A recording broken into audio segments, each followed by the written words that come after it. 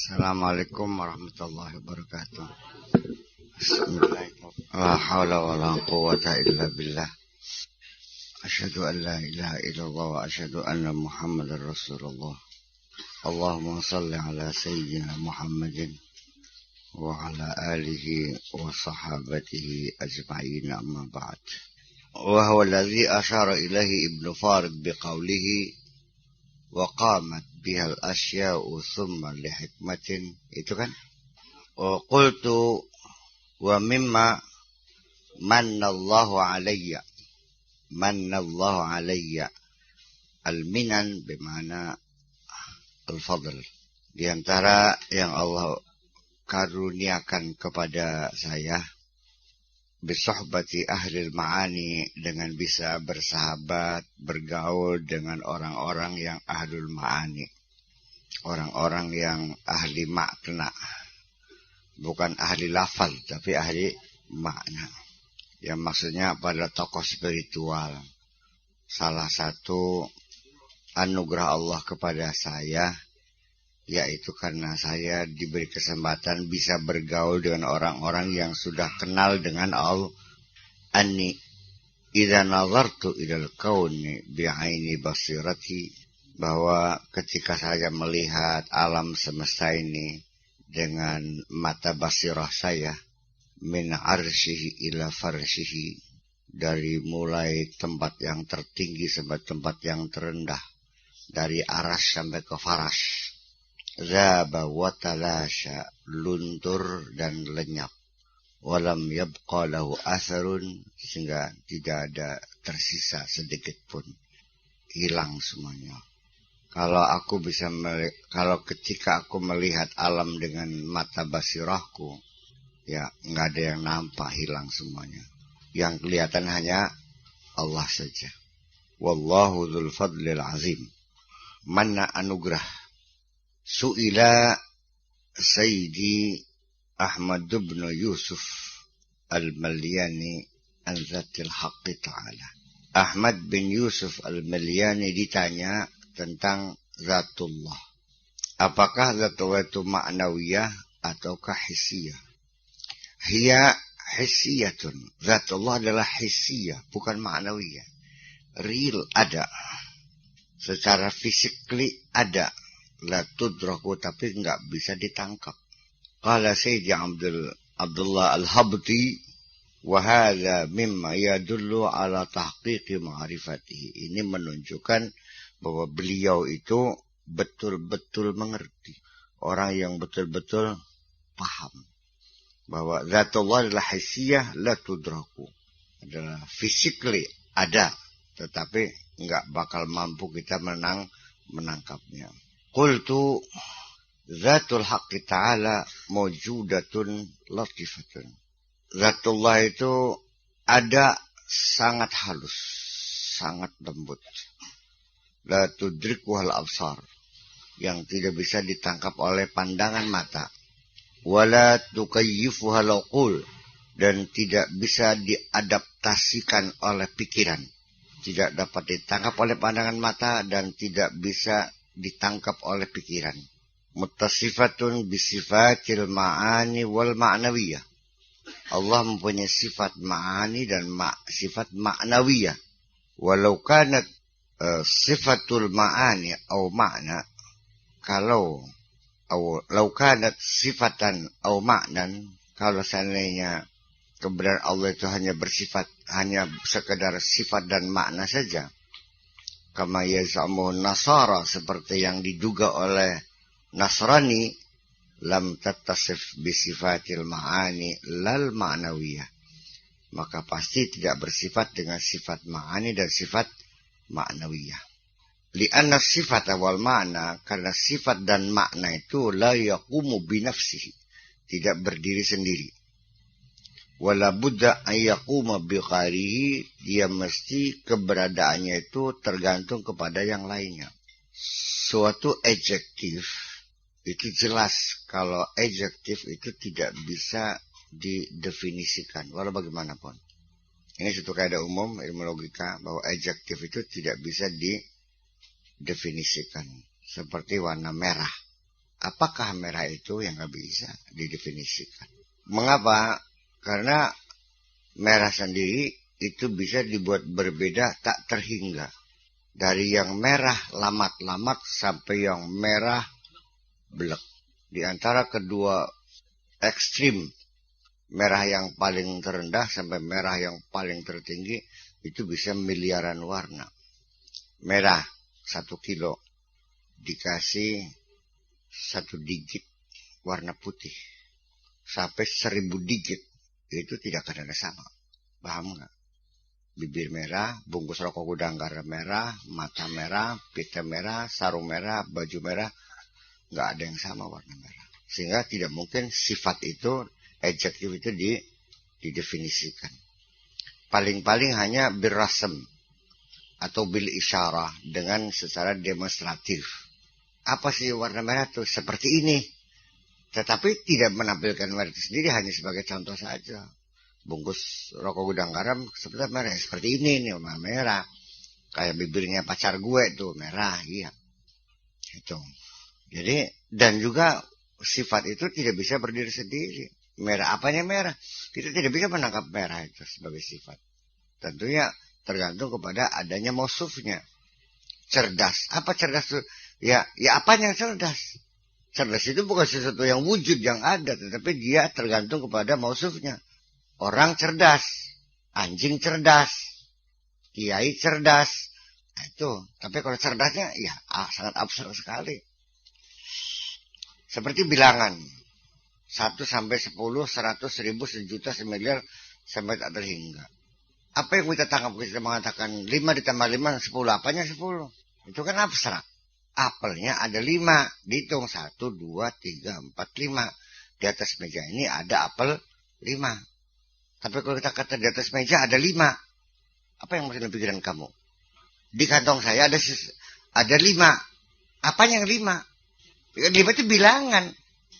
Ada nggak bagi yang nggak ada? Kalau 5 itu ada sesuatu yang nggak ada. Bisa nangkep nggak? Ya abstrak. Kalau 5 itu rokok, ya rokok 5. Yang ada rokoknya, jumlahnya 5. Tapi 5 adalah sebagai bilangan, ya tidak bisa ditangkap dong. Rokok bisa dimasukin kantong. Kalau 5 masuk nggak kantong? Tuh, rokok, nek. Bakar rokok, bisa diobong beli. Bakar 5, udud, ana 5. Ning kantong ana udud 5. Udud ana. Jumlahnya 5. Bisa diudud beli. Dibakar bisa beli. Diisep bisa beli. Bakar 5 sih bisa dibakar beli 5. Yang 5 itu bukan apa-apa, ya abstrak kok. Itu maknanya. Jadi ini yang dimaksudkan dengan la yaqumu bi nafsihi wala budda an yaquma bi ghairihi. Bisanya kita tangkap bilangan 5 itu karena dia menjadi bilangan rokok. Matematika kan ilmu abstrak, ngerti beli? Gue sembungan kan masih zaman Mesopotamia. Pernah dengar? Oh iya. Ya, dari Pak Edi mah beli orang Pak Edi.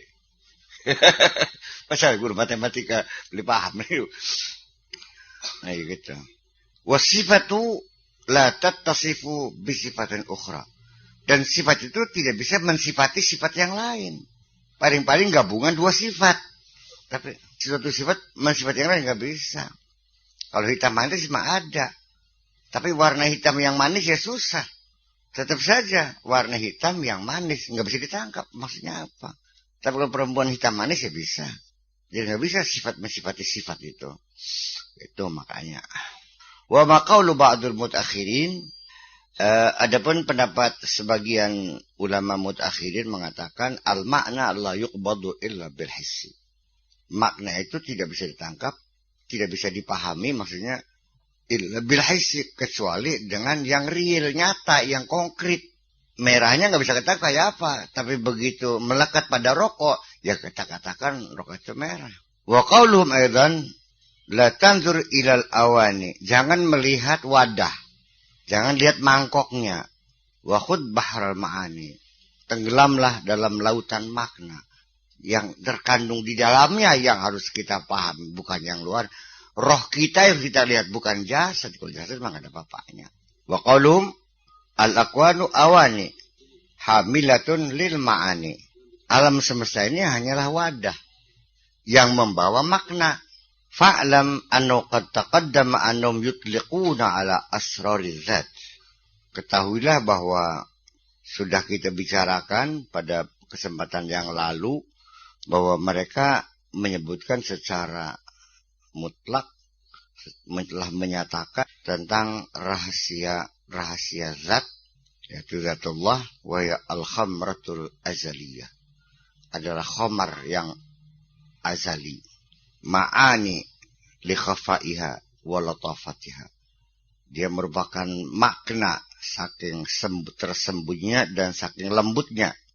Fa usbihatil ma'ani min hadzal wajh. Maka disebabkan dengan ma'ani itu dari sisi pandang itu. Fatahsulu annal hissa la qiyama lahu illa bil ma'na. Demikian juga fisik enggak ada artinya kecuali ada kandungan maknanya. Wahia ma'ani asrariz zat. Itulah disebut dengan makna rahasia zat. Fasara qiyamul asya kulluha billah. Sehingga segala sesuatu bisanya tegak berdiri semua itu adalah karena adanya Allah. La wujuda laha ma'ahu. Enggak ada sesuatu apapun yang wujud ada bersama Allah. Wa huwa alladhi asyara ilaihi Ibnul Farid biqalihi, yang seperti itu disyaratkan oleh Ibnul Farid dengan syairnya yang berbunyi wa qamat bihal asya'u thumma li hikmatin bihtajabat an kulli man la lahu fahmu. Wa qamat, dan telah berdiri, biha dengan sifat-sifat tersebut, dengan makna-makna tersebut, apa al-asya'u, segala sesuatu yang ada adalah bisanya punya arti, ya karena di dalamnya mengandung arti, ada maknanya.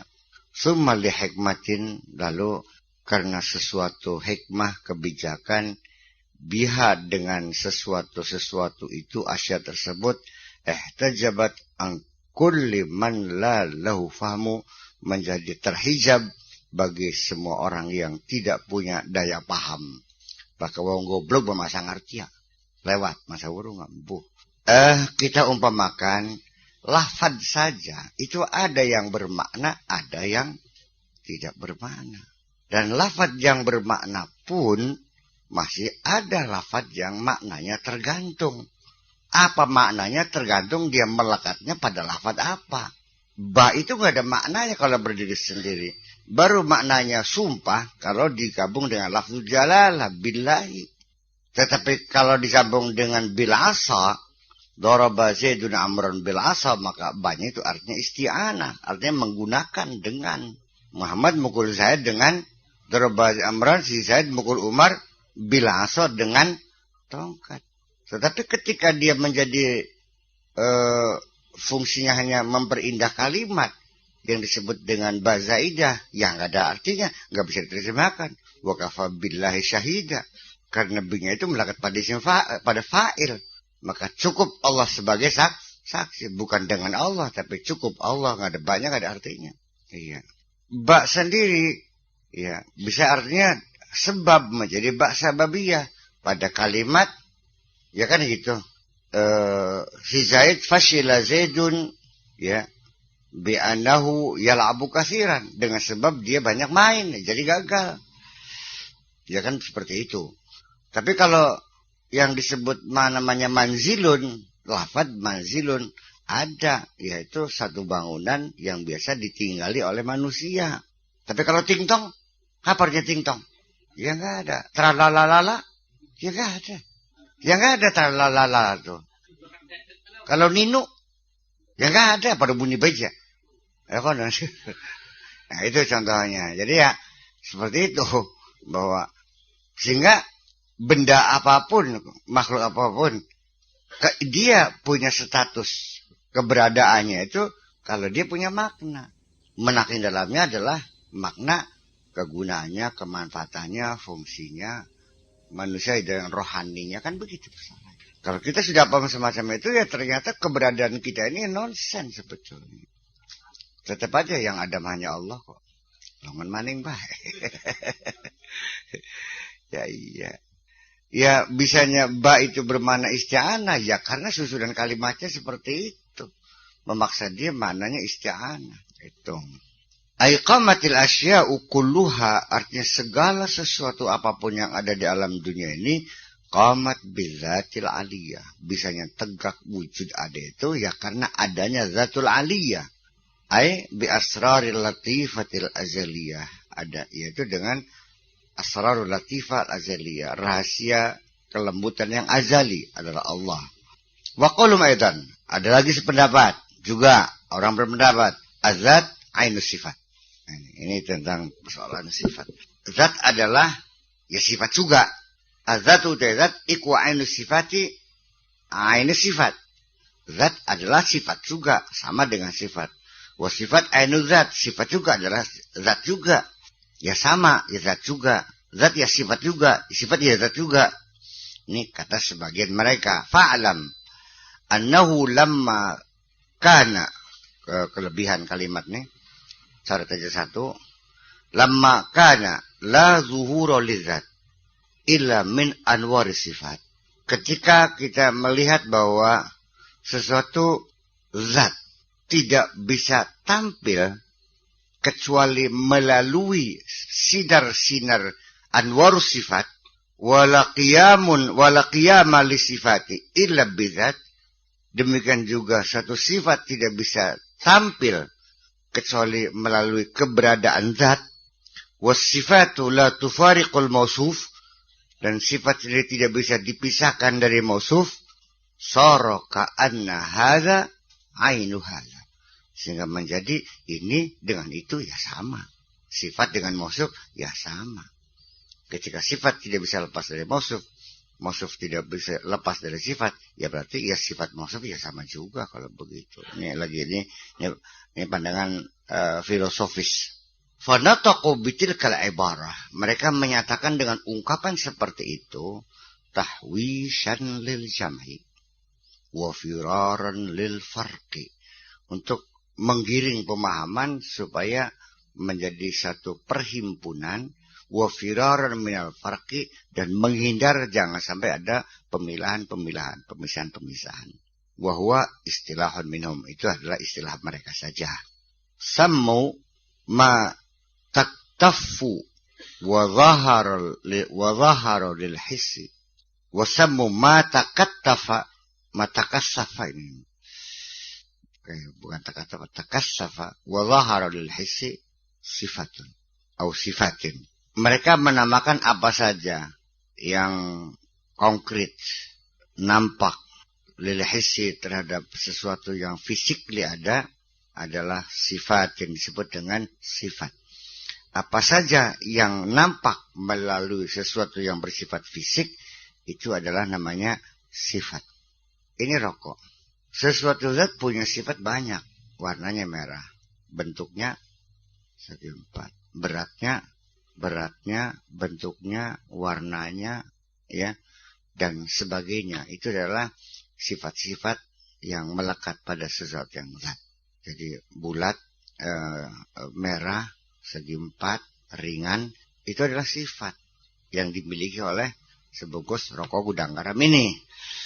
Wa ma batana min sirrir rububiyyati, dan apapun yang tersembunyi berupa rahasia ketuhanan adalah zatan wa ma'na, adalah zat dan ma'na. Wasifatu la tufariqul mausuf, sifat tidak bisa dipisahkan dari mausuf. Kama taqulu fi saljah zahiruha saljun, seperti kita katakan pada salju, zahirnya salju, wa batinuha ma'un, batinnya adalah air. Fasalju sifatun, salju itu sifat. Wal ma, dan air itu namanya zat. Wasalju hisun, salju adalah fisik. Wal makna, wal maksif makna, dan air itu adalah maknanya. Lilatafatihi wa khafai, karena saking lembutnya dan saking tersembunyinya, sara ka'annahu ma'na, sehingga seolah-olah air itu menjadi suatu makna. Qala Ibnu Abbas radhiyallahu anhu fi tafsir qouli ta'ala, Ibnu Abbas radhiyallahu anhu dalam tafsir firman Allah wa sakhkhara lakum ma fis samawati wa ma fil ardi jami'an minhu. Allah telah menaklukkan untuk kamu semua apa yang ada di langit dan apa yang ada di bumi, semuanya Allah taklukkan. Minhu, dari Allah. Qal fi kulli syai'in ismun min asma'ihi. Dalam segala sesuatu terdapat salah satu nama Allah. Ismun, satu nama, min asma'ihi, saking asma-asmanya Allah. Terdapat sesuatu atau salah satu asimnya Allah. Wa ismu kulli syai'in, dan nama segala sesuatu iku min ismihi, adalah dari isimnya Allah juga. Fa innama anta baina asma'ihi wa sifatihi wa af'alihi. Innama anta baina asma'ihi wa sifatihi wa af'alihi. Semata-mata kamu itu diantara asma-asmanya, sifat-sifatnya, dan afalnya, batinan biqadratihi, adalah merupakan batin berdasarkan kekodratnya Allah. Zahiran bihikmatihi. Kamu adalah zahir, adalah dengan sebab hikmahnya Allah. Zahara bisifatihi, engkau tampil juga berdasarkan sifat-sifat Allah. Wa batnun wa batana bidatihi, dan menjadi batin dengan zatnya. Wa azhara al-irada bil harakat, dan Allah menampilkan iradahnya dengan menampilkan gerak. Sebagai hajaba zat bisifat, zat itu tertutup, terhijab dengan sifat. Wa hajab sifati bil afal, dan juga Allah menutup sifat dengan afalnya. Wa kasyafal ilmu atau hujiba zatu bisifatihi wa hujiba sifatu bil afali wa kusyifal ilmu bil iradah. Iradah ditampilkan dengan harokat. Zat terhijab karena sifat. Wa hujiba sifatu bil afal. Sifat juga menjadi terhijab, tertutup karena adanya afal, perbuatan. Wa kusyifal ilmu bil iradah, dan ilmu juga bisa diungkap karena adanya kehendak Allah. Wa azharal iradata bil harakat, dan Allah menampilkan iradah dengan gerak. Wa akhfas sun'a fi sun'atihi, dan penciptaan disembunyikan dalam ciptaannya. Wa azhara sun'ata bizawat, dan tampilkan penciptaan itu dengan zawat tadi, dengan benda-benda yang nyata tadi. Fa huwa batinun fi ghaibihi wa zahirun bihikmatihi wa qudratihi. Jadi Allah itu adalah batin dalam kegaibannya, dan zahir dengan hikmah dan kekuasaannya. Laisa kamitslihi syai'un wa huwas samiul basir. Tidak ada sesuatu pun yang sama dengan Allah. Allah Maha mendengar dan Maha mengetahui. Naqalahu syarah bidayatus suluk, nukil di quotes ya. Dinukil apa sih? Diambil, dicukil, dinukil. Dicuplik. Alam syarah bidayatus suluk, demikian an Ibn Abbas radhiyallahu anhu. Faqaluhu hujiba dzatu bisifat, artinya zat itu ditutup dengan sifat. Ai hajaba asrar zat bi anwar sifat, artinya Allah menutup rahasia-rahasia zat itu dengan sinar-sinar sifat. Wahya asaruha, yaitu asarnya, bekasnya, dampaknya, pengaruhnya. Wa qaluhu wa hajaba sifat bil afal, ya Allah menutup sifat dengan afal, perbuatan. Li'anal afal zurufun lisifat, karena afal itu perbuatan adalah zuruf, kondisi yang dimiliki oleh si sifat. Li'anna asarun min asariha, karena dia adalah salah satu manifestasinya. Wa muzhiratun laha, dan yang menampilkannya sebagai asarnya. Wa qawluhu wa kusifal ilmu bil iradah, ay azhara ma sabaqa fi ilmihi, bahwa terungkapnya ilmu berdasarkan iradah Allah, artinya ditampilkan ma sabaqa fi ilmihi, seperti yang terdahulu dalam keilmuannya. biiradatihil mukhassasah, dengan kehendaknya yang khusus, di waktu izhari, kapan ditampilkannya keilmuan itu. Kalau belum saatnya terungkap, biar kamu di laboratorium sejuta tahun, dia bakal gak ketemu rumusnya. Jadi yang memberikan rumusnya adalah Allah juga. Kita melakukan eksperimen, tapi kesimpulan apapun ya karena Allah juga yang mengizinkan. Kalau tidak, ya nggak bisa. Dan kadang-kadang Allah juga mengungkapkan suatu rahasia alam sendiri juga tidak sekaligus, perlahan-lahan. Terutama dalam bidang ilmu fisika. 10 tahun baru muncul temuan baru, direvisi lagi. Kalau fisika mah lama, bukan kayak ilmu sosial, tiap detik berubah. Ngerti beli. Per menit, per detik, per hari juga berubah kalau sosial politik. Jadi di penghujungnya adalah dengan kehendaknya juga. Kadang-kadang orang tanpa melakukan eksperimen tiba-tiba datang saja inspirasi atau intuisi. Intuisi bukan institusi, intuisi. Ujuk-ujuk paham. Kadang-kadang lagi ngising, kadang-kadang lagi buang air, kadang ketemu. Iya. Wa qalu wadhal irada bil harakat, dan Allah juga menampilkan iradah dengan melalui gerak. Ay azhara ma sabaqa min iradatihi. Bidhul harakati dalati ala ma'raj. Menampilkan apa yang terdahulu dari iradahnya dengan lahirnya gerakan-gerakan yang menunjukkan adanya apa yang dikehendaki oleh Allah. Wa qalu wa akhfas sun'a fi sun'atihi. Juga menampilkan penciptaan dalam ciptaannya. Akhfas sani'a fi sun'atihi. Artinya sang pencipta menyembunyikan zatnya dalam ciptaannya. Tetapi di sini saya mau ingat, oleh karena itu adalah kita mengukur sejauh apa hebatnya orang yang mencipta ini, mediin siapa, maka dari hasil karya seseorang, begitu hasilnya hebat, menunjukkan yang menciptanya hebat.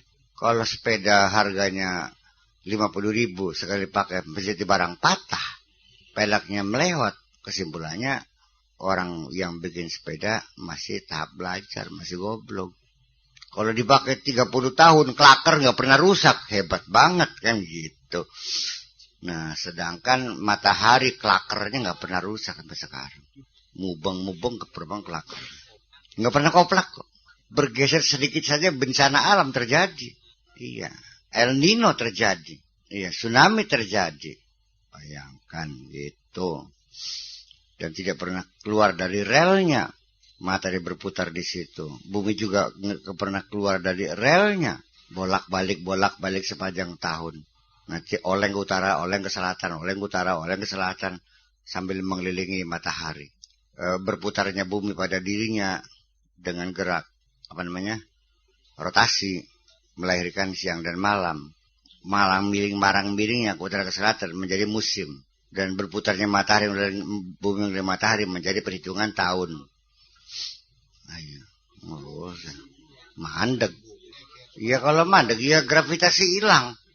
Ya pada kesini mabur tuh ke angkasa luar sana, terpelanting semuanya. Dan lalu akhirnya air juga akan merata menutupi permukaan bumi ini. Jadi karena itu.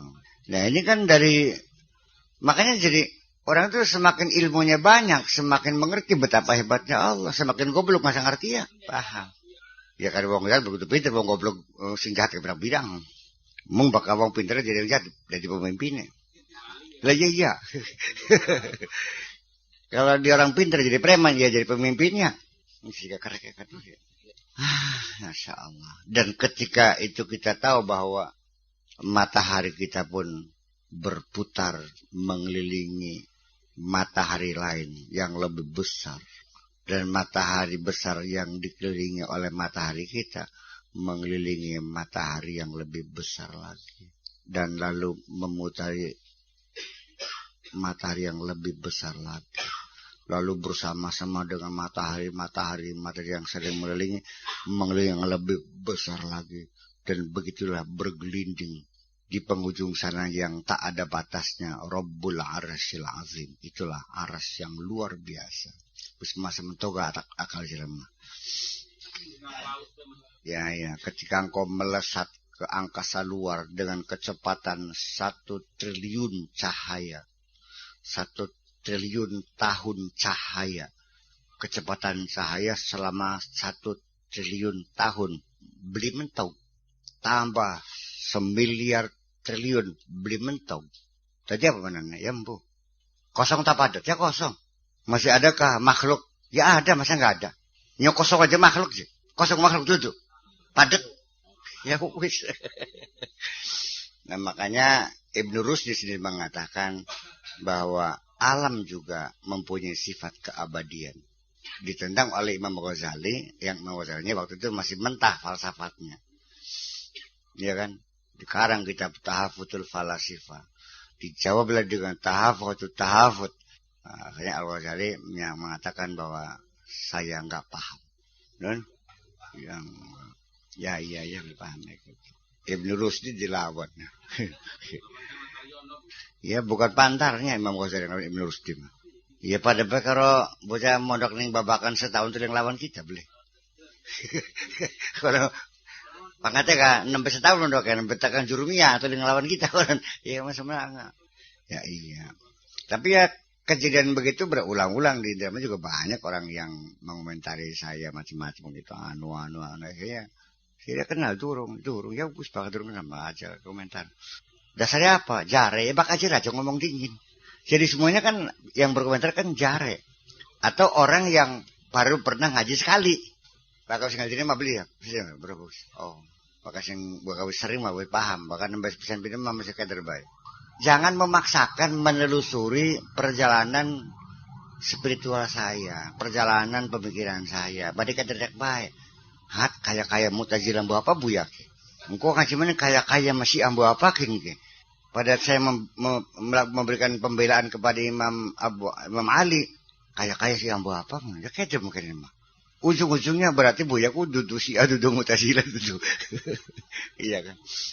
Ya artinya sama kalau benar saya katakan benar. Enggak ada urusan, apalagi sesama agama Islam.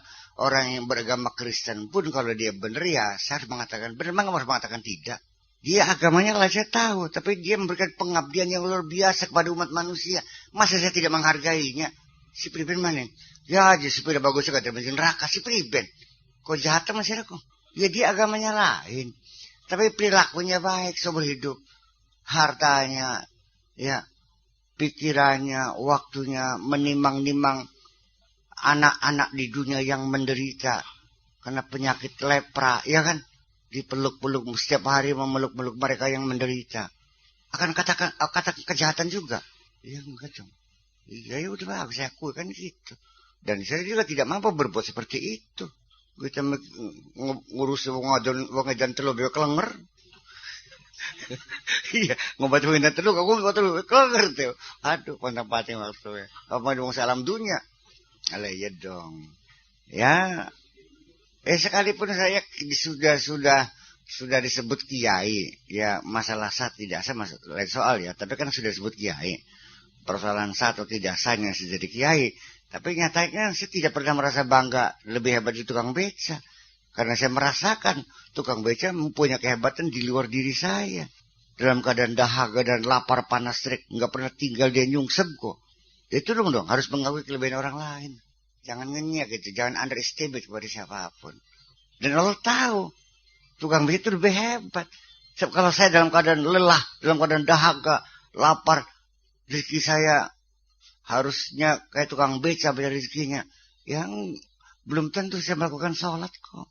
Ya jujur aja. Artinya bahwa kekokohan iman tukang beca itu lebih hebat dari saya. Suka atau tidak suka, itu kenyataannya terserah. Saya melihatnya begitu kok. Tetapi kalau orang itu berjiwa sombong, itu biasanya tidak pernah mengakui kelebihan orang lain. Sebab selalu akulah yang paling. Nah itu makanya. Ya itu persoalannya. Akulah yang paling pintar, akulah yang paling benar, akulah yang paling segala macam. Nah itu. Sampai tekan gebuk-gebukan kan, masih ngaku bener baik. Masih ngebuk Allahu Akbar. Sing digebuk mau Islam. Yang dipukul tuh orang Islam juga. Ya kun singgarane nikmat. Nikmat dalam dunia ya. Ya mungkin ada orang yang merasa nikmat ketika memukul orang. Dia merasa nikmat. Ini berarti orang yang terjangkit penyakit sadisme. Iya. Penyakit sadisme itu merasa lebih nikmat kalau disakiti. Atau menyakiti. Jadi rabine masih kurang puas bakal dipentungi dinginku. Iya sebab Sebab sadisme juga bisa melekat pada perilaku seksual. Dia merasa puas kalau suami itu menunjukkan kejantanannya sampai disakiti. Orang pegangnya lembut, ya beli doyan. Dibelai-belai, wah beli mempan dibelai mah. Ya, itulah ini bidang seksual nanti kalau mau tanya nanti malam-malam deh. Ya jadi artinya ternyata kita ketika berdialog dalam seminar dengan para ahli seksologi, oh berarti pengetahuan saya di bidang seksologi berarti sudah banyak berarti. Karena seksologi itu saya pelajari dari sejak tulisan-tulisan ya 1200 tahun yang lalu sampai sekarang. Yang seksolog sekarang yang baru baca baru abad ke-19. Kita baca sejak abad ke-6, abad ke-7. Iya, pakar perempuan. Sebab itu saya baca sejak sejak saya sekolah kelas 4 SD sudah saya baca buku seksologi. Ya iya. Dan itu ilmu kok. Dan ilmu itu menambah kebahagiaan kita kok. Menambah kebahagiaan kita.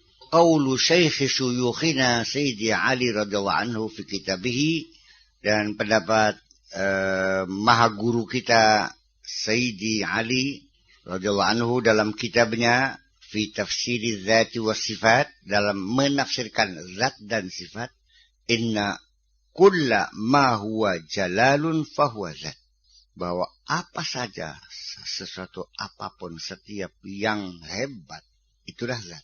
Wa kullu ma huwa jamalun, dan apa saja sesuatu apa saja yang indah fahuwa sifat. Fa inna ma dzalika ala wajhi tashbih, itu hanya dalam bentuk resemblance, sebagai tasbih saja, perumpamaan saja. Fa in tajallas sifat wa in tajallas sifatu kulluhu jamal, kalau sifat bertajalli dan semuanya indah, fa inna tajallis sifati kulluhu jamal, tajallinya sifat itu semuanya adalah keindahan. Li'annahu mahallun nuzhati arwahil arifin, karena ia merupakan tempat pesiarnya, rohaninya para arif billah. Tempat pikniknya, rohaninya orang-orang yang sudah kenal Allah. Tempat tamasyanya, roh-rohnya orang-orang yang sudah kenal Allah. Wabihi yartaqi ahlu dalil ila ma'rifati rabbil alamin. Dan dengan sebab kebolehan itu, maka meningkatlah kedudukan ahlu dalil, kelas orang yang serba dalil, kelas dalil nih. Kayak sidak dalil begitu. Takon dalil. Bisa meningkat menjadi ma'rifatu rabbil alamin, ketingkatan ma'rifatullah. Hari ini masih kelas dalil kini. Segala sesuatu harus ada dalilnya aja. Sebenarnya terang benderang ya, kayak awan ya, ngomong masih betul dalil baik. Ini sebenarnya padang ringlang aja, masih takon di dalile serengengan ya, tak colok matanya sisa. Ini sebenarnya padang ringlang aja, masih takon serengengan di. Coba belum. Wa huwa alladhi syabbahu asy-Syekh Ibnu Masis, itulah yang diserupakan oleh Syekh Ibnu Masis birriyad, namanya taman. Fi qawli fariyadul malakut, taman malakut. Ini kita lagi mikir mengawang-awang ini nih. Iya, ngawang-ngawang bukan mikir nih. Melesat kadun nih. Taman, pertamanan. Wa aidan huwa alladhi tumakkinu ru'yatuhu wa tahsulul ma'rifatu bihi. Dan itulah yang menyebabkan seseorang ru'yah yang menjadi kokoh dan ma'rifatnya pun menjadi sukses. Bi khilafi tajalli zat, berbeda kalau dengan tajallinya zat. Fa'innahu jalalun mahdun, itulah kehebatan murni.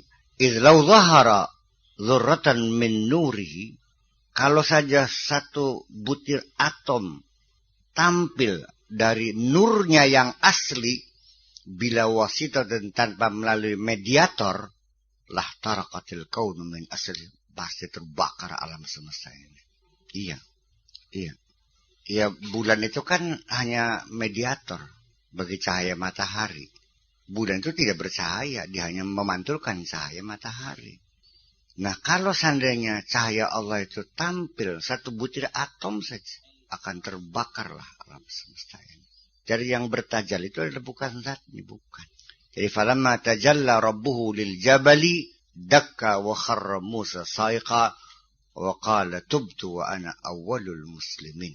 Itu yang tajalli bukan zatnya. Iya. Wa fil hadis hijabuhun naru. Hijabnya Allah adalah api ini. Wa fil riwayatin an-nur.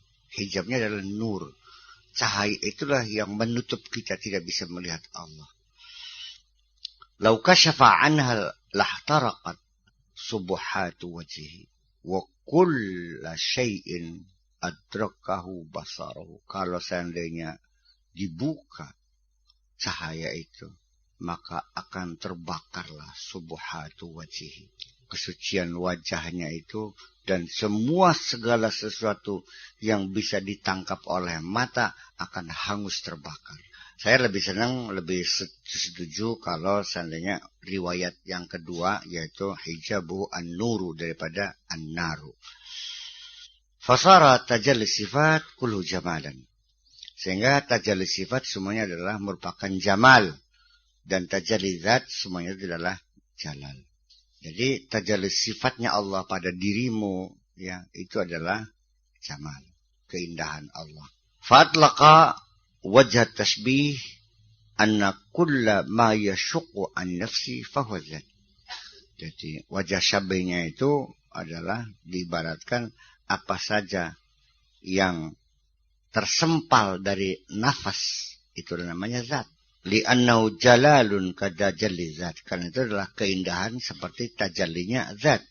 Wa kullu ma yakhifu ala nafas, dan apapun bukan macam ma yashuqqu ala nafas, apa saja yang menjadi beban berat bagi nafas, bagi jiwa kita, itulah zat. Karena itu karena adalah satu jalal seperti tajalli zat. Wa kullu ma yakhifu ala nafas, apa yang ringan dari rasakan oleh diri kita, fahuwa sifatun, itu adalah sifat. Li'annahu jamalun katajalli sifat, karena ia adalah keindahan seperti tajallinya sifat. Wallahu ta'ala alam. Wa innama ataltul kalam fi hadhil masalah. Kenapa saya berbicara panjang lebar dalam persoalan ini? Semata-mata adalah karena li'ani lam ara man takallama 'alaiha. Karena saya melihat jarang sekali orang yang berbicara tentang ini secara panjang lebar. Umumnya dicapai lebih baik, hanya sekilas selintas saja. Malah jadi orang semakin paham. Memang iya. Li'ani lam ara man takallama 'alaiha wala man syafa' anha fiha wala man syufiya fiha al-ghalilu.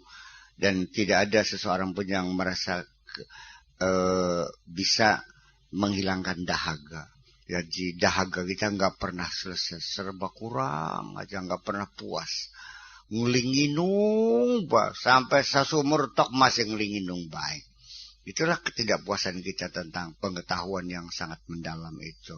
Serba nggak pernah ada yang berbicara. Maksudnya tidak pernah ada orang yang berbicara secara tuntas. Semuanya hanya dari satu sisi dan dari satu sisi. Dan saya yakin adalah kembali daripada ketidakmampuan kita sendiri untuk berbicara lebih dari itu. Sedangkan logika kita masih menuntut penjelasan lebih jauh lagi. Tapi kita sudah tidak mampu untuk menjelaskannya itu. Dan di penghujungnya kita terpaksa harus mengatakan la a'rifu syai'an. Aku tidak tahu apa-apa. Bodoh. Atau dengan bahasa yang indahnya wallahu a'lam.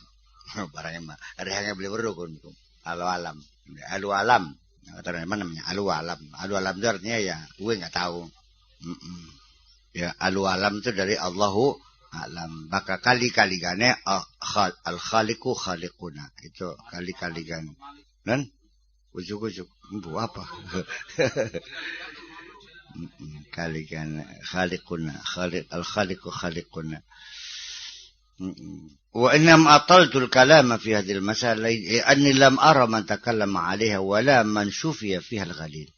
Wa kuntu katsir al-bahthi anha. Saya telah melakukan penelitian yang banyak. Setelah banyak meneliti. Wa kuntu la anasba ingsun iku katsir al-bahthi akeh penelitiane fiha ing dalam ana masalah sifat tadi. Falam ajid man yushfini fiha. Saya tidak temukan orang yang bisa memberikan kepuasan kepada saya, yang bisa menyembuhkan, yang bisa menghilangkan dahaga saya. Wa hadza ma dhahara li fiha, dan ini yang bisa saya tangkap, yang bisa saya lihat.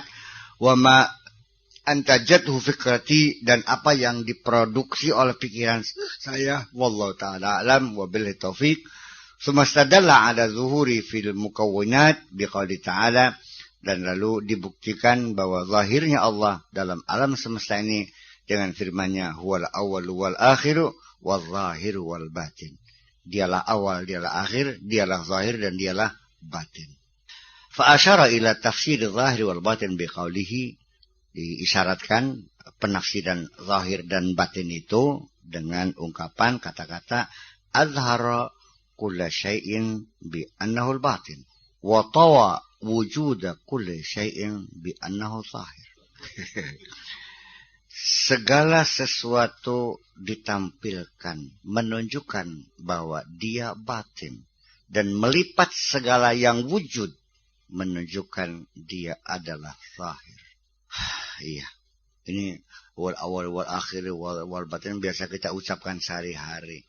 Qultu madmanuhu, kandungan isinya, makna yang terkandungnya, an-nasma'u ta'ala al-batin, bahwa isim Allah ta'ala al-batin yaqtadi zuhural asya hissan. Itu menuntut zahirnya, nampaknya segala sesuatu secara fisik. Liyakuna batinan, supaya Allah sebagai yang batin, bisa babi zuhuri hissiha, karena makhluk yang diciptanya secara fisik bisa kita tangkap adalah menutup Allah, menghijab Allah, sehingga Allah menjadi batin. Yang bisa kita lihat adalah hanya makhluk alam semesta. Li'anil hissa rida'u asraril ma'ani, karena fisik itu adalah pakaian yang menyelimuti rahasia makna.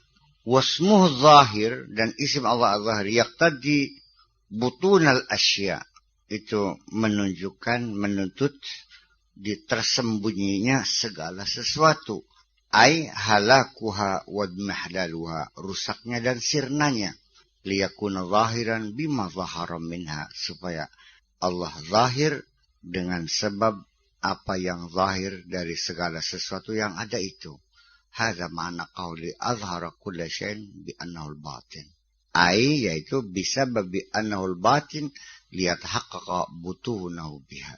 Jadi dengan sebab Allah itu sebagai batin, ya sehingga ketersembunyian segala sesuatu ya harus direalisasikan, semuanya menjadi tersembunyi. Wa tawa wujuda kulla syai'in, dan melipat, menyelipat, membungkus segala wujud ini dengan sebab karena Allah adalah zahir. Liyatahaqqaqa infiraduhu bizuhuri fiha, supaya terrealisir kesendirian Allah tampil di dalam alam semesta ini.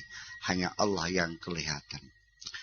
Wal hasr, anal hasra fi qauli ta'ala huwa zahir, bahwa pengertian eksklusif dalam firman Allah huwa zahir, hanya dialah yang zahir. Jadi artinya huwal awalu, hanya dialah yang awal, hanya dialah yang akhir, hanya dialah yang zahir, dan hanya dialah yang batin. Apapun yang batin tidak lain kecuali Allah.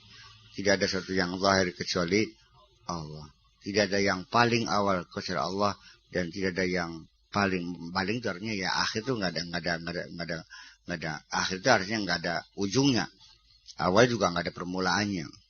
Jadi ketika kita berbicara tentang awal wal akhir juga ya sudah, jangan berpikiran sejak kapan Allah ada. Memang tidak ada permulaannya. Masa manjurnya akal sirah bahwa tidak ada permulaannya. Sesuatu yang tidak ada permulaannya, dan sesuatu yang tidak berakhir juga nggak masuk akal kamu. Bagaimana bisa menangkap sesuatu yang tidak berakhir? Tetapi secara ilmu matematika gitu, ya bisa saja dua garis yang sejajar juga ditarik dalam kepanjangan sampai kapanpun juga tidak mungkin akan berseberangan, tidak akan bertemu karena sifatnya sejajar. Dimana yang nggak ada, begitu dia itu bertemu ya tidak sejajar lagi namanya. Dua garis yang sejajar itu sampai kapanpun tidak akan pernah bertemu. Jangan-jangan sesuatu yang tidak ada akhirnya adalah sesuatu yang sejajar. Bolak-balik. Ya memang saya kalau berpikir liar memang ke sana sih. Tapi ya alhamdulillah kalau tanpa hidayah Allah bisa ngaco saya. Yang berpikir liar ya. Liar gimana? Ya sekarang pada ikut aja. Tapi kadang-kadang yang dulunya saya anggap saya ngaco tuh bener juga ya. Artinya setelah saya lihat buktian, apakah hadis, apakah Al-Quran, apakah pendapat ulama, loh, saya kan pernah mikir ke situ juga ya. Kok bisa gitu? Wa qauluhu huwal batinu yadullu ala annahu la batina siwahu. Huwal batinu, hanya dialah yang batin.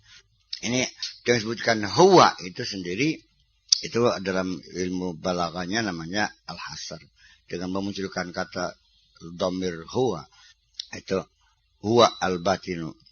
Allahu huwal batinu. Kalau Allahu al-batinu, Allah yang batin. Kalau Allah huwal batinu, hanya Allah saja yang batin. Al-hasanu huwa zaki. Hanya Hasan sajalah yang cerdas. Kalau Hasanun zakiyun, Hasan adalah orang yang cerdas. Kalau Al-Hasan huwa zaki, hanya Hasan yang cerdas. Itu istilah bahasanya begitu. Dalam bahasa Indonesia yang ada padanya begitulah. Seperti Nabi Musa juga dikatakan ketika Allah berfirman kepada Nabi Musa, innani anallahu. Sebenarnya kan innani Allahu. Sebenarnya aku adalah Allah. Tapi innani anallahu. Bahwa Allah itu hanyalah aku. Tuhan itu hanya aku. Menunjukkan dhamir dimunculkan, itu perubahan maknanya adalah al-hasr atau al-qasr. La batina siwahu fa batanatil asya kulluha ba'da zuhri. Sehingga segala sesuatu yang ada semuanya menjadi terbatini setelah zuhurnya Allah, setelah tampaknya Allah. Fadalla kalamu subhanahu anhu ma dhahara bihi huwa alladhi batana fi. Artinya menunjukkan, kalimat itu menunjukkan bahwa Allah itu annahu ma dhahara bihi, apapun yang zahir, yang tampil karena ditampilkan oleh Allah, huwa alladhi batana fi. Dan dialah yang membatinkannya. Allah yang menzahirkan dan Allah pula yang membatinkannya. Walladzi batana fihi walladzi zahara fihi. Apa yang dibatinkan itulah yang dizahirkan. Wa illa lam yasihhal hasar. Sehingga tidak salah pengertian hasarnya kalau tidak demikian. Fa in qult, kalau seandainya engkau berhipotesa, kalau engkau beranggapan al-mutaqabilan la yastami'ani qadiddain. Dua hal yang berlawanan tidak akan bisa bertemu. Qadiddain, seperti dua hal yang paradoks. Wa kaifa jama'ata fi dzatin wahidah, bagaimana bisa kumpul dalam sesuatu zat yang satu? Dua hal yang kontradiksi, mana mungkin bisa berkumpul dalam sesuatu yang satu? Kalau kita katakan bahwa si Hasan mati dan Hasan tidak mati, itu kontradiksi. Mati dan tidak mati. Kalau mati sama kelenger, kontradiksi enggak? Enggak. Mati sama kelenger enggak. Kalau kelenger, apa lawannya? Tidak kelenger. Apa? Ya ini makanya kadang-kadang orang salah berpikir di situ konsepnya. Merah lawannya apa? Ya tidak merah. Itu kontradiksinya, paradoksnya. Sebab kalau hijau, bisa saja yang ada bukan hijau, bukan merah. Menjadi kuning yang ada. Bisa menjadi benar. Tapi kalau yang satu bilang merah, satu tidak merah, ya mesti yang salah satu salah, yang satu benar. Itu loginya begitu. Nah, ini gimana? Allah zahir, Allah batin. Kan dua hal yang kontradiksi. Kok bisa berkumpul? Nah, gitu. Ini pertanyaan logis. Qultu, saya jawab. Jawabannya begini. Lam yatawarada ala mahalin wahidin. Awal dan akhir dua hal yang kontradiksi. Di situ memang betul menjadi sifat Allah. Tetapi tidak berada dalam satu wadah yang sama. Bal dzalika bi'tibarain, tapi juga berdasarkan dua tinjauan yang berbeda. Jadi tidak di dalam satu wadah, dalam satu tinjauan, tapi tinjauan yang berbeda.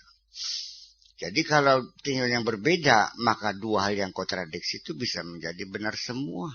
Umpamanya saya mengatakan gelas ini contohnya, tapi contoh itu jangan ditanya lagi, nantinya daur dan tasalsul, nanti yang diperagakan bakal contoh didiskusikan mening.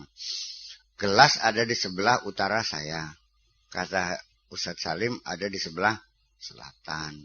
Apakah bertentangan? Ya tidak, karena iktibarnya berbeda, tempat duduknya berbeda, sudut pandang yang berbeda. Ya gitu kan. Fasmu zahir bi'tibaril hissi fi alamil hikmati. Isimnya Allah zahir itu dengan pertimbangan iktibar fisik fi alamil hikmati, di alam hikmah ini, di alam yang bijaksana ini. Wasmul batin bi'tibaril makna. Sifat Allah batin itu dari sisi makna fi alamin qudrati, pada alam kodrat. Sedangkan Allah zahir pada alam hikmah. Sedangkan Allah batin dalam alam kodrat. Fal hikmah zahiratun. Hikmah itu zahirah. Hikmah itu yang ada itu, hikmahnya adalah zahirah. Wal qudrah batinah, kekuatan, kemampuan, potensi itu artinya di dalam. Orang melukis, tangannya yang bergerak, gambarnya itu bagus, itu adalah alamul hikmah. Tapi bakat yang terpendam pada dirinya, ya, yang diperlengkapi dengan saraf yang sangat halus, yang bisa menggerakkan pulpen dengan presisi yang sangat tepat. Nah, itu adalah kodrat yang gak kelihatan itu mah. Paham lima koranku. Pripen ngaji tahu itu pripen ngaji siapa itu bagian babakan. Pada paling 20 banyak. Ujuk kita mbak. Oh, jauh tahu ya anu Husnul Hamidiyah. Husnul Hamidiyah itu sudah pernah saya terjemahkan dulu tuh pada tahun 68 tuh ke dalam bahasa Indonesia. Enggak tahu di stensil waktu itu dibagi-bagian sama anak-anak santri semua itu. Belum sempat saya sebelum sempat diterbitkan lah, karena saya juga belum mengenal dunia penerbitan. Kemudian saya menulis itu. Husnul Hamidiyah itu kan seorang guru besar di Lebanon. Erwut barangnya mah. Bolak-balik. Iya kan. Ketika saya berceramah, orang memukau. Ustaz Tarsono juga berceramah, orang merasa enak ceramahnya. Ini kesan umum kan gitu. Kemampuan berceramah itu adalah alam, tetapi potensi yang ada pada diri saya, kemampuan saya mengaitkan satu bidang ilmu dengan ilmu yang lain, bagaimana saya menganalisa satu peristiwa yang terjadi di tengah-tengah kita, ya kan begitu. Termasuk juga jam terbang yang saya lalui, itu semuanya adalah merupakan hal-hal yang alamul qudrah. Ya, saya dengan Ustaz Tarsono jam terbangnya beda dong. Ya jam terbangnya beda. Seorang pilot tuh kan gak punya jam terbang. Berapa ribu jam dia pernah terbang, kan ada jam terbang. Iya, jam terbangnya. Saya kan jam terbangnya di tahun 67 ya, 67 sampai sekarang. Iya kan gitu. Iya, jadi jam terbang beda. Maka sehingga diperlukan untuk menjadi master di dalam hal orasi ya, memerlukan jam terbang yang lama. Sehingga dengan jam terbang yang lama dia bisa mengendalikan kondisi. Dia tidak cepat panik menghadapi. Karena bagi seorang juga mau balik itu pernah akan mengalami kepanikan ketika para hadirin meninggalkan satu persatu. Panik semaput. Nah itu kan jadi memang ya ini para sofisme yang para ahli orasi di Yunani kuna sebelum lahirnya Aristoteles ya. Seperti Anaximenes, Anaximandros itu kan para orator-orator yang ahli sofisme itu. Mereka sudah memberikan berbagai teori kiat-kiat untuk menggerakkan kepanikan, bagaimana untuk menarik perhatian audiens dan sebagainya. Itu ada ilmunya juga, tidak sembarangan. Iya, 2000 tahun sebelum Muhammad lahir loh. Ilmu sebelum kuna sekali gitu.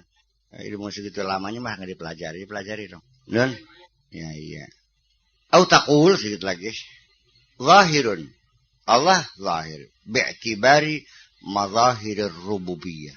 Dipandang dari sudut fenomena ketuhanan yang tampil di alam semesta ini. Batinun, Allah juga batin. Bi'tibari qawalibil ubudiyah. Batin dilihat dari sisi aktivitas peribadatan. Au taqul zahirun bi'tibari ta'rif. Zahir dengan penilaian ta'rif, pendefinisian. Batinun bi'tibari takyif. Batin dengan penilaian adaptasinya. Fadzatu wahidatun. Zatnya adalah satu. Wal i'tibarat mukhtalifatun wa dzalika katsir. Sedangkan i'tibarat, pertimbangan-pertimbangan, sudut pandangnya ya berbeda-beda. Sehingga kita saja dalam pandangan kita yang berbeda-beda, artinya saya masukkan sudut pandang yang salah dan yang benar. Kita anggap aja semuanya sudut pandang yang berbeda. Jangan sudut pandang yang sama-sama benarnya. Sampai yang salahnya kita anggap sudut pandang lah. Ya bisa saja orang itu dalam pikiran yang salahnya melihat Allah tuh nggak kayak nggak apa, di mana sih bisanya. Masih bisa juga gue. Ya, seorang guru ateis mengajarkan kepada muridnya, silahkan pejamkan matamu, mintalah kepada Tuhanmu apel. Nggak datang apelnya. Siapa kamu bilang? Pak Guru minta apel. Berem. Tergendak anak. Berarti siapa yang lebih mampu? Aku yang lebih mampu kan. Dan ada. Berarti aku lebih mampu daripada Tuhanmu. Itu guru komunis waktu ngajar di SD begitu caranya. Jadi, fadzatu wahidatun wal i'tibarat mukhtalifatun wa dzalika kasir. Pak Kiai Sakurnya emang satu. Di alam dunia hanya satu. Di sarang pinggan. Kalau ada yang namanya Kiai Haji Abdul Syakur Yasin, namanya sama, itu jelas orangnya beda. Hanya secara kebetulan namanya yang sama. Nah, ketika saya dinilai oleh masyarakat, maka percayalah penilaian masyarakat berbeda-beda. Semuanya benar menurut pandangannya. Sampai kepada orang yang memandang Kiai Sakur Medik juga benar dalam pikiran dia. Buktinya kita pernah nyeliduk blog di Paiji. Ada orang yang mengatakan Pak Kiai Sakur pinter, sedang. Ada. Iya. Ada yang Kiai Sakur langka papanya. Ya, nggak ada papanya. Benar dalam pikiran dia. Ada lagi yang keterlaluan, sangat pinter. Ada. Ada yang berlebih-lebihan, luar biasa. Segala ilmu dikuasai semua. Kan lebih bohong lagi jadi. Iya kan? Ya, semuanya adalah relatif. Bagaimana dia membandingkan dan dilatar belakangi oleh persoalan like and dislike. Pada saat dalam kelompok yang masuk like, orang yang senang semua, tidak sama. Ketika pada kelompok yang tidak suka pun juga tidak sama. Ada yang tidak sukanya macaknya beli kira-kira. Langka apa nih? Tahu modalnya, dia nggak ngerti apa-apa. Paling-paling bisa sekedar bisa bacanya saja. Paling bisa ngomongnya saja, mengerjakannya mah enggak. Kelompok yang suka, yang pro kepada kita, dari yang sekedar mengakui saja, ya lumayan lah. Beli kebuang ilmu semono mah. Anak. Ya nggak kebuang lah, meskipun sih. Ya tinimbang jejak jaran mah, masih menekun. Ya. Ada lagi yang sampai tingkat yang berlebihan, sampai menceritakan kesaktian-kesaktiannya. Ya bisa terjadi. Dan semuanya jangan dikatakan salah. Benar pada menurut sudut pandangnya. Dari mana dia melihat sudut pandang? Datangnya dari jam terbang masing-masing dalam kehidupan sehari-hari. Tadi pergaulannya, pengalamannya. Yang kedua adalah dengan siapa memperbandingkan Kiai Sakur. Paham boleh? Ketika saya dibandingkannya dengan Man Kadim, ya menjadi luar biasa. Kalau dibandingkannya dengan Nur Khalis Majid, ya sedang-sedang saja. Ini yang suka nih. Dan yang tidak suka juga sama. Ketidaksukanya itu apakah didorong karena dendamnya, atau karena ketidaktahuannya, atau karena kebodohannya sendiri, atau karena terprovokasi oleh orang lain. Ini jenis ketidaksukaan juga diwarnai oleh banyak hal. Ini mesti kita telah lebih luas. Loh iya, jadi relativitas itu ya terjadi.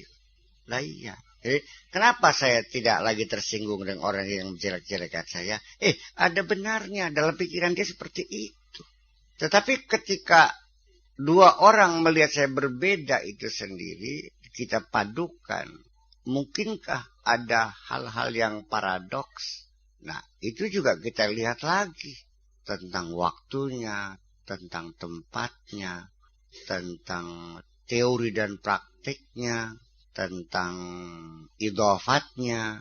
Ketika orang mengatakan Kiai Sakur bodoh, sebenarnya Sakur tidak bodoh, sangat pintar, ya tidak paradoks, tidak apa.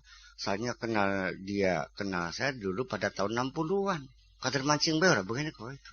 Ya nggak salah. Dan dia berani bersumpah. Saya tidak melihat kecerdikannya kok. Yang bilang cerdik setelah pulang dari luar negeri 20 tahun. Waduh cerdas ya. Jadi ya bisa benar. Kedua-duanya benar. Karena pada waktu yang berbeda. Iya, artinya belajar cerdas kan, no?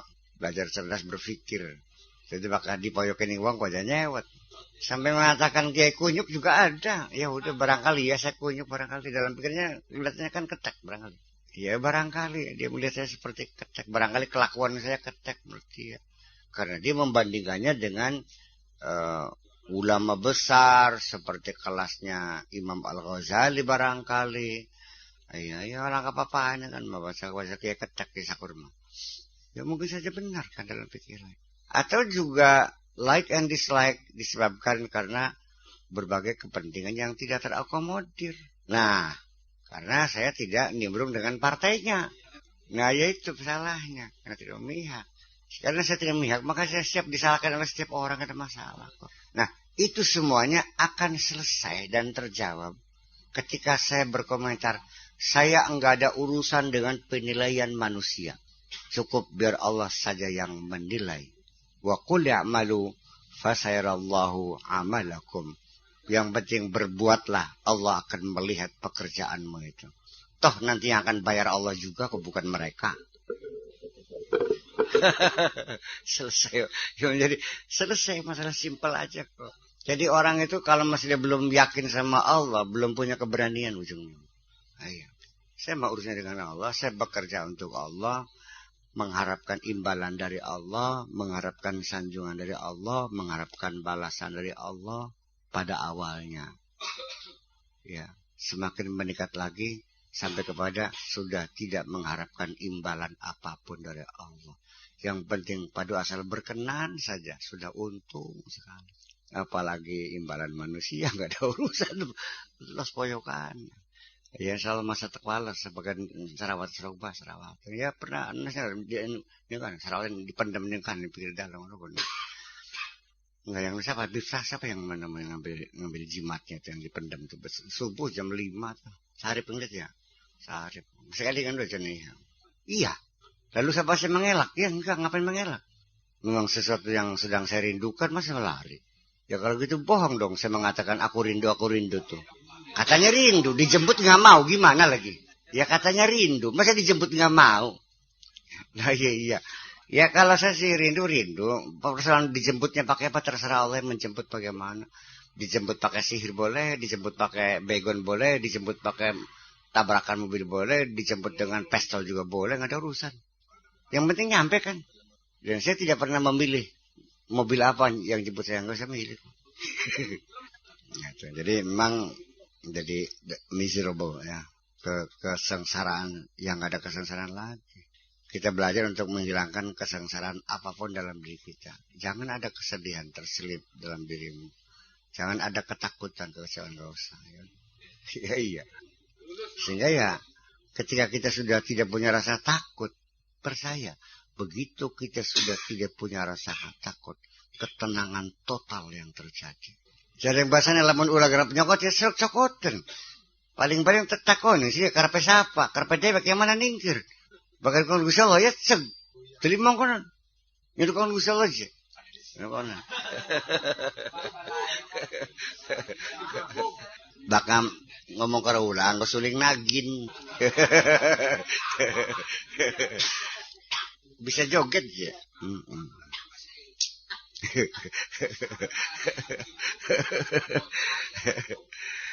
Ya kali ilmu masa tutuk-tutukan. Udah jadi ngerti fadzatu wahidatun wal i'tibarat mukhtalifatun wa dzalika katsir. Zatnya satu, i'tibaratnya yang berbeda-beda, tak terhingga. Itu lagi menceritakan i'tibarat, sudut pandang, penilaian yang objektif, yang subjektif, yang netral, yang punya kepentingan, yang suka, yang tidak suka, itu tak terhingga. Ya, tak terhingga. Nah, bakas sing sengitnya macet, ya sampai tekan tingkatan pengen mateni. Ya kan? Bakas sing sedang bahaya, ya beli yang teka. Ana sing antara keduanya mau berkonfrontasi, masih ada kepentingan, garap nimbrung kaku wetenge. Jadi ya enda-enda wae kene. Iya. Tetapi yang nyata bahwa akhirnya mah sebetulnya bukan saya hebat, tetap yang hebat Allah juga. Karena bagaimanapun itu adalah tajalli dari sifat-sifat Allah. Sehingga malam Sabtu itu kenapa saya tidak boleh berangkat ke laut? Priben ngomongnya, ya tentunya sakur aja mangkat di laut, ya bukan begitu. Kaligane sikile pating perengkel, endase puyong, mata ngantuk, nggak kira-kira, sehingga saya nggak mampu untuk berangkat ke laut malam itu. Kenapa? Karena malam itu akan ada maling. Ya iya, malingnya datang. Makanya kalau kita paham apapun yang terjadi, pasti ada maksud dan tujuan. Ya iya, jadi akhirnya kan orang ngambil laptop nih baru ngodol-ngodol kabelnya aja, belum sampai terbawa. Ya tinggal sekarang kepada kita semua yang ada di sini, yang tinggal di sini khususnya, apakah tidak disikapi atau udah aja terserah aja. Kalau disikapi ya gimana supaya jangan terulang lagi. Mana kita tahu. Jadi artinya begini, setiap peristiwa yang terjadi, yang ditunggu oleh Allah itu bagaimana Anda menyikapinya. Bagaimana meresponnya. Fa'tabiru ya ulil absar. Cobalah diambil satu pelajaran bagi diri kamu. Ternyata kalau besok lusa tidak ada juga dibuat jadwal piket untuk menjaga pondok ini, ya berarti yaitu haula'i min ulil absar. Anak ulil absar dibusui. Iya. Apa harus Allah membuktikan bahwa anak-anak kita yang tinggal di sini suruh pada hilang dulu TV-nya gitu barangkali. Kulkasnya, TV-nya pada hilang dulu gitu. Sampai sadar perlunya piket gitu. Ya, silakan aja. Kalau saya mah handphone hilang beli lagi, nggak ada urusan sih. Kita mah bakal hilang masa tekulat tanah paling jaluk mana kita tempung Solo. Iya. Jadi fatasul al-haqq subhanallahirun fi butunihi batinun fi zuhurihi. Zahir dalam kebatinan dalam batinnya dan batin dalam zahirnya. Ma zahara bihi huwa alladhi batana fi. Apa yang zahir adalah karena Allah yang membatinkan, dan apa yang batinkan Allah yang menzahirkan. Ay ma zahara fi bihikmatihi, yang zahir karena hikmatnya. Walladhi batana fi biqudratihi, menjadi batin ya karena kodratnya Allah. Wa man batana fi biqudratihi walladhi zahara bihikmatihi, yang batin dengan kodratnya itulah yang zahir dengan hikmahnya. Walladzi qasadahu syair biqaulihi, seorang penyair mengatakan laqad dhaharta. Dia diharokatnya dhaharta bukan dhaharata. Laqad dhaharta fala takhfa ala ahadin illa ala akmahi la yubsirul qamara. Engkau telah tampil, telah lahir, fala takhfa ala ahadin, sehingga tidak tersembunyi bagi siapapun. Semua bisa melihatnya. Nggak ada yang samar. Melihat semua. Kalau ada orang yang melihat, tidak lain. Dia adalah orang yang buta. Matanya tidak mampu melihat bulan. Illa ala akmahin. Paling juga ala akmahin sih. Bukan ala akmaha. Kan wazan afala. Illa ala akmaha la yubsirul qamara. Kecuali orang yang buta, matanya tidak melihat. Mana Allah? Allah sangat zahir. Semua orang bisa melihatnya. Nggak bisa disembunyikan kelahiran Allah. Kalau orang masih menanya mana Allah, ya saking picak dewek parangnya. Lakin batanta bima azharta muhtajiban. Tetapi engkau tersembunyi, terbatini, menjadi batin dengan sebab engkau telah melahirkan, menampilkan segala sesuatu. Engkau menjadi tidak tampak karena engkau telah menampakkan segala sesuatu. Wa kaifa yu'rafu man bil izzati istatara. Dan bagaimana bisa diketahui zat yang maha mulia bersembunyi dengan kehebatannya, dengan kebesarannya. Karena saking kebesaran Allah sehingga kita tidak mampu melihat zatnya. Jadi yang jadi persoalan sekarang, ketika kita melihat makhluk, kita kembali kepada persoalan kejiwaan aja deh. Kalau kita melihat makhluk, kenapa kita tidak berpikir kepada Khaliknya? Ketika saya jatuh cinta kepada seseorang perempuan, dulu pada zaman puber saya, dia senang sekali memakai baju merah. Ketika saya melihat ada baju merah di tempat jemuran, hati saya berdebar-debar kok. Kenapa? Karena yang memakai baju merah ini adalah orang yang kucintai. Ketika suaranya terdengar, jantungku berdebar-debar. Iya atau enggak? Dan wajahnya selalu hidup segar dalam pikiran saya. Jareng basane mlumak katoning dhuwur, tengkurup katoning besar, miring katoning iringan, seolah-olah seperti dipelupuk mata. Jadi pada ujungnya saya mengira kayak orang yang sudah jatuh cinta sama Allah lah, yang sadar bahwa dia selalu bersama Allah. Yang jadi persoalan pertanyaan yang sangat substantif. Kenapa sampai sekarang engkau tidak pernah jatuh cinta kepada Allah? Apakah Allah kurang baik sama kamu? Ya kenapa tidak muncul cinta juga? Iya. Saya kira ya itulah. Jadi sebabnya kita tidak cita-cita kan karena kita tidak menyadari akan kebaikan-kebaikan Allah. Kenapa kita tidak menyadari kebaikan Allah? Karena selama ini setiap kita mendapatkan rizki, kita merasanya hasil jerih payah kita sendiri. Mengapa kita merasa ketika dapat rezeki hasil jerih payah sendiri? Karena kita merasa punya kekuatan dan daya upaya. Dan kenapa kita merasakan punya kekuatan dan punya daya upaya? Ya karena pikiran kita masih terlalu pendek sekali. Ujung-ujungnya ya kebodohan juga sebetulnya. Bahwa hanya orang yang bodoh yang merasa hebat. Orang yang bodoh merasa pintar. Dan bisa terjadi orang yang paling bodoh itu merasa paling pintar. Karena ketika orang itu bodoh, paling mudah dibodoh-bodohin. Dan itulah makanan empuk bagi syayatin. Orang kalau pintar juga alot setannya. Tapi jangan sombong nih. Keilmuan tetap keilmuan. Dan setan juga punya kiat yang lebih hebat lagi untuk menumbangkan kerajaan ilmumu. Iya. Singma juga. Setannya Kiai Maning. Adu dalil nggak bakal kalah dari setan.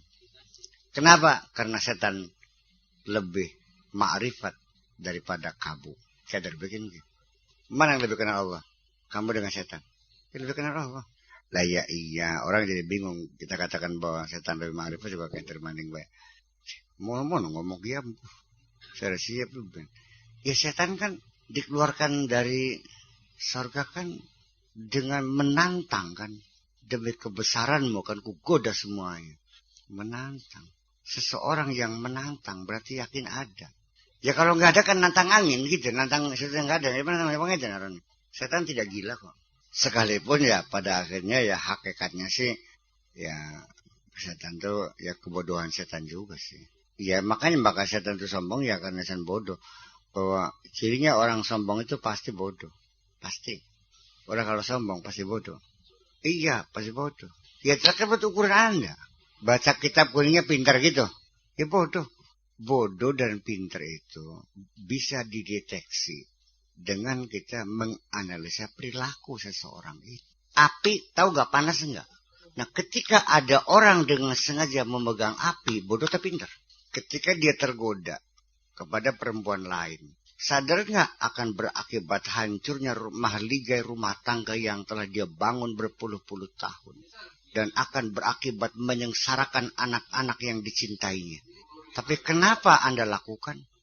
Bukankah karena kebodohanmu itu juga? Bagaimana saya akan mengatakan Anda cerdik ketika perilaku Anda menunjukkan perilaku bodoh? Ketika ada seseorang yang alim, karena kesombongannya dia tidak pernah menghargai kelebihan orang lain. Ketahuilah bahwa orang yang tidak mampu menghargai kelebihan orang lain juga ada satu kebodohan juga. Artinya orang yang tidak bisa membedakan antara berlian dan beling. Kan bodoh juga. Ayo sob, mana yang berlian, mana yang beling. Ini, wah salah. Ya bodoh berarti dia nggak ngerti. Kenapa? Ternyata yang dipilih yang gede. Ya iya beling ternyata. Ternyata yang mahal ini yang sebesar kulungsun, yang bertelur mah beling itu tuh. Oh, inilah berlian yang kuda nih, begitu. Nah begitu, ketika orang juga tidak bisa menghargai kelebihan orang lain, yang namanya bodoh juga. Padahal membedakan beling dan berlian cukup dengan mata telanjang bisa kelihatan. Tapi mengukur kebolehan orang lain harus dengan kejujuran. Daya iya. Karena apa? Karena kita sudah underestimate, sudah diwarnai dengan kondisi like and dislike, suka dan tidak suka, sehingga menutup mata hati kita untuk melihat kelebihan orang lain. Ya nggak ada apa-apanya, sih nggak ada apa-apanya. Dan itu adalah wajar terjadi pada kehidupan manusia. Nah, sehingga saya pun tidak tersinggung ketika dikatakan pakai sakot itu nggak ada apa-apanya. Memang saya ada apa-apanya. Ya ada juga dalam perut tai isinya, iya kan? Dan sesungguhnya juga kita merasakan ya betul perasaan bahwasanya tidak ada apanya, benar. Apa yang dikatakan Pak Kiai Sakor tidak ada apa-apanya, benar persis seperti apa yang saya yakini bahwa saya ini nggak ada apa-apanya. Ngerti beliau? Ada apanya sih? Apalagi ada apa-apanya. Keberadaan saya pun tidak ada apa-apanya. Nah kalau Anda sudah yakin Anda longan, ya sudah selesai. Kenapa diwadani nyewot? Ketergalongan sih orang. bolak-balik. Anda sebagai kolong ranjang kok bisa marah. Iya. Kalau Anda itu kolong ranjang, ketika kolong itu dijelek-jelekkan, kok kolong apanya pendek banget, berarti kan ranjangnya yang diejek kan. Kalau Anda sebagai sesuatu yang tiada, adanya hanya nisbi, maka yang dijelekkan adalah yang ada, bukan yang tidak ada. Berarti ranjangnya yang salah. Makanya jadi ketika ada orang menjelek-jelekan saya hanya mintakan ampunan kepada Allah. Ya Allah ampunilah karena aku sudah memaafkannya. Lah ini bukan omongan jauh. Fa'fu anhum wastaghfir lahum wasyawirhum bil amri. Wa idza azamta masih kurang jelas juga. Fa'fu anhum, maafkanlah mereka, wastaghfir lahum, dan mintakan ampunan untuk mereka. Ya Allah ampunilah mereka karena aku sudah memaafkannya. Wasyawirhum fil amri, setelah itu mari kita bangun suatu komunikasi. Gimana? Musyawarah kan komunikasi politik, komunikasi sosial. Bagaimana supaya komunikasi kita lebih produktif? Bukan lalu kita musuhi, kita ajak bicara, kita ajak musyawarah, kita bikin komunikasi, kita bargaining, kita tawar menawar. Lu maunya apa? Lah iya, saya mau proyek. Oke, saya kasih proyek. Tapi persyaratannya Anda kualifikasinya benar enggak? Kualifikasinya perusahaannya. Kelas apa? Masa bikin hotel, ini kelasnya kelas modal 100 juta. Itu mah gorong-gorong kelasnya. Nah, kalau sudah terjadi satu bargaining, kesepakatan bersama, wa idza azamta, kalau sudah terjadi kesepakatan bersama, fatawakkala 'ala Allah. Serahkan urusan kepada Allah. Persoalan sukses dan tidak sukses, berhasil atau tidak berhasil, program-program kamu, ya sudah pasrah sama Allah. Kamu sudah tidak salah lagi, karena sudah melakukan satu upaya. Ngerti? Bagaimana Anda menafsirkan ayat itu kalau tidak seperti ini? Siapa aja menang baik? Keder. Ayat itu harus meliputi kehidupan kita sehari-hari. Kalau orang sudah meyakini penerapannya susah, berarti dia sudah paham secara konsepsi. Konsep yang nggak paham-paham aja, sehingga penerapannya berbeda. Ini lebih berbahaya, sehingga dikiranya sudah betul aja sudah dengan konsep Al-Quran. Kalau dia sudah sadar konsepnya ini yang betul, tapi saya tidak mampu, berarti sudah satu tingkatan, itu kelas tinggi tuh. Iya sudah plus, udah kelas tinggi tuh. Ini apa yang dia lakukan sebagai suatu kesalahan, dan diyakini sebagai suatu kebenaran karena sesuai dengan konsep yang dipahami secara salah. Itu jadi memang kita mesti cerdas juga sih dalam hal semacam ini tuh. Iya. Dan ini banyak saya melihat perilaku sehari-hari dari pemahaman yang salah, ya, merasakannya sudah mengaplikasikan ajaran Al-Quran, tapi karena pemahaman yang salah sehingga akhirnya aplikasinya ya menjadi kesalahan besar. Itu namanya pencemaran namanya. Iya.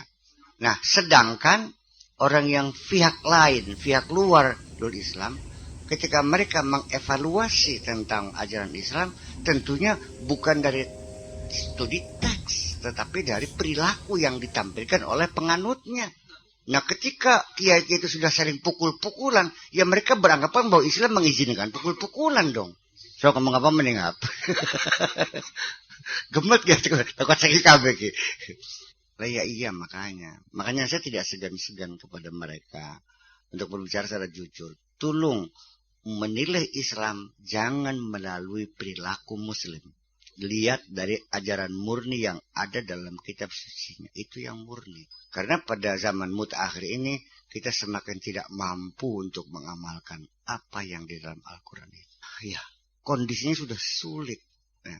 Jadi, kondisi sekarang ini, kita pada asal ingin berbuat jujur saja. Susahnya bukan main. Satu sisi, kejujuran saja. Paling sulit kita untuk berjujur. Kalau kita berbuat jujur, terancam dimutasi ke tempat yang nun jauh di sana. Dengan tuduhan tidak bisa diajak kerjasama. Iya, beli Pak Edi. Sampai ketika ada KPK juga memeriksa, dia berani bersumpah dengan Al-Quran. Dia bersumpah bohong dengan memegang Al-Quran. Sebab kalau tidak, akan terungkap semuanya yang lebih berbahaya. Sehingga dia berbuat salah pun dengan kesadarannya. Ini yang terbaik, saya harus siap berdusta dengan Al-Quran. Bersumpah, tetapi sebenarnya dia berbohong. Demi menyelamatkan teman-teman yang lainnya. Tapi kita ngomong-ngomong kayak duduk, kalau saya ngejor bobat gini, no. Aja jor-jor, sudah aku angel jadi buyaka. Ya bukan begitu, kita berupaya sedapat mungkin buat jujur mungkin. Iya. Memang begitulah keadaan kita. Jadi ya kalau Kanjeng Nabi mengatakan, ya ayyuhan nas tubu ilallah fa inni atubu ilallah fil yawmi mi'ata marrah. Bertobatlah kepada Allah karena aku 100 kali bertobat. Saya kira di zaman mutakhir ini mungkin tidak cukup 100.000 kali kita bertobat kepada Allah. Jadi ya pada akhirnya ya kita harus mawas diri lah. Sehingga ya makanya dalam kondisi yang semacam ini sangat sulit kita merasa sudah benar. Setiap hari kita berbohong dengan ucapan kita, berbohong dengan perbuatan kita, berbohong dengan tingkah laku kita, berbohong dengan sikap kita, berbohong dengan komitmen-komitmen kita. Iya. Jadi maunya gimana? Ya inilah kehidupanmu. Bagaimanapun harus kau jalani. Ya makanya kan ujung-ujungnya saya bertanya, masih ada enggak orang yang benar? Ada. Bukannya enggak ada. Di mana? Ya carilah sendiri. Jadi ibaratnya orang benar sekarang ini kayak kamu nanya jarum. Ada jarum enggak Pak Kiai? Ada. Di mana? Di hutan. Hutan loyang. Silahkan carilah jarum itu di hutan Indramayu, di hutan loyang. Carilah seketemu. Ada hakikatan ada. Tapi kita mencarinya hampir seperti kemustahilan untuk menemukannya. Kalaupun ketemu kali gane kepedak nih silir dewek cos nakian ternyata dome anak kecocok dewek kali gane. Itulah satu keberuntungan ketika kamu bertemu dengan orang yang benar, yang sudah kenal Allah. Dialah sebagai mediator yang memperkenalkan kamu kepada Allah. Tapi biasanya kekesus dom sini gulate ki malah disupatan pisan dome. Ya tak dom wis berkarat-karat pisan. Malah disumpah serapah jarum yang terinjak oleh kita. Yang kita cari berpuluh-puluh tahun. Kebetulan terinjak dan melukai kaki kita. Malah disumpah serapah sekalian jarum yang kita cari itu. Dan akan dilemparkan ke danau yang keruh itu kan. Gitu. Emang iya. Ya artinya bahwa kita sendiri juga 100 kali kalah sekali menang. 100 kali kalah 100 sekali menang. Ya 10 kalah sekali menang sudah hebat. Jadi kita banyak kalah daripada menangnya. Tapi kita jangan berputus asa, berjuang ya mencari kebenaran itu. Ya iya. Masih akal bikin ke. Ya gitu. Mana ya. Ya assalamualaikum.